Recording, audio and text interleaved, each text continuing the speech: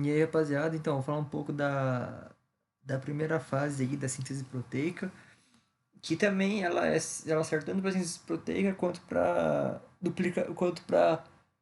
mitose, que é a replicação a replicação ou duplicação do DNA celular.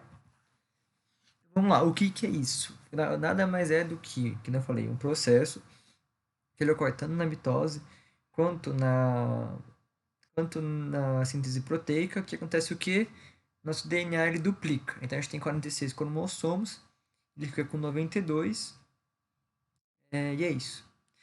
Bom, eu vou explicar, né, fundamentalmente o que é isso. Mas por que a gente faz a duplicação aí na síntese de DNA? Porque a gente vai usar um dos DNAs duplicados, né, para fazer as proteínas, né? A gente vai pegar o gene, né, desse DNA, e depois a gente vai fazer uma proteína em cima dela. Tá? E a replicação do DNA tem um final como que uma formação de um DNA semi-conservativo. Bom, então quais são as três fases da síntese proteica? A primeira é a replicação do DNA, que é o que eu vou falar agora, né? A gente precisa duplicar o DNA, senão se a gente for fazer proteína sem duplicar o DNA, a gente vai perder DNA, né? A gente já está usando uma proteína. Então, a gente não ter essa perda, a gente faz a replicação do DNA. A segunda vai ser a transcrição, que eu vou fazer posteriormente.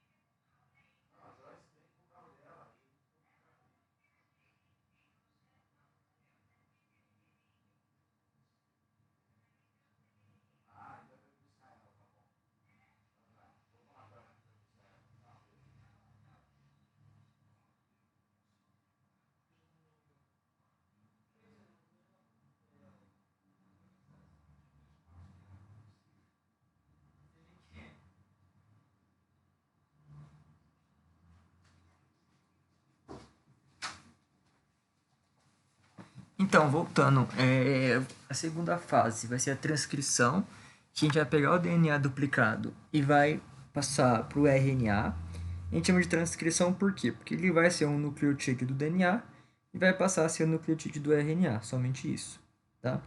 E a gente vai ter a tradução. A tradução é se a gente passar as informações do nucleotídeo em aminoácido. E aí vai formar as proteínas, né? As proteínas são feitas por aminoácidos, né? Um polímero de aminoácidos, então essa vai ser a tradução. Então essas são as três etapas, a primeira é a replicação que eu vou dar ênfase hoje. Bom, então vamos lá. Para a gente lembrar um pouco da questão da duplicação, a gente precisa saber um pouco do DNA. O DNA ele é um ácido nucleico, né? Com duas fitas. Vai ter uma fita que vai estar no sentido 3 linhas, 5 linhas, e outro DNA vai estar no sentido, e outra fita vai estar no sentido 5 linhas, 3 linhas. Então, elas estão paralelas, né? E elas vão se conectar, as duas fitas vão se conectar pelas bases nitrogenadas, tá? As bases nitrogenadas vão ser uma das as partes diferenciais, né, dos nucleotídeos. E aí, que nem eu falei lá no vídeo sobre o ácidos nucleicos, é que o DNA ele vai se conectar, oh, perdão, as bases nitrogenadas purinas, né, vão se conectar com as pirimidinas e vice-versa. As pirimidinas vão se conectar com as purinas. Quais são as purinas? É a adenina. Não, eu coloquei adenosina, mas é a adenina. A adenina e a guanina e as pirimidinas são a citosina e a timina. Então, a adenina com a timina, a adenina é uma purina e a timina é uma pirimidina, vai fazer uma ligação dupla de hidrogênio, ponte dupla de hidrogênio, tá? E a ligação entre, é, entre a guanina e a citosina vai formar a ligação tripla de hidrogênio, ou de 3 pontos de hidrogênio. Bom, e aí, para a gente fazer essa duplicação do DNA, a gente precisa fazer com que as duas fitas elas se distanciem, né? E aí a gente meio que quebrar o DNA ao meio, né, por assim dizer. Então, quem que vai ser responsável por fazer isso vai ser a helicase, tá? A helicase vai abrir o DNA ao meio e a SSBS e a SSBS vai fazer a questão do mantenimento dessas bases nitrogenadas separadas, porque normalmente elas tendem a voltar, né? As bases nitrogenadas tendem a voltar porque elas têm uma ligação de ponte de hidrogênio, que é uma ligação bem forte. Então, então essa SSBS vai fazer com que elas não voltem, tá? E é basicamente isso. E aí, com as duplas separadas, com as duas fitas separadas, a gente vai ter a DNA polimerase. A DNA polimerase ela é uma importante enzima, é a DNA polimerase 3, né, na verdade. Por quê? Porque ela vai fazer com que a gente.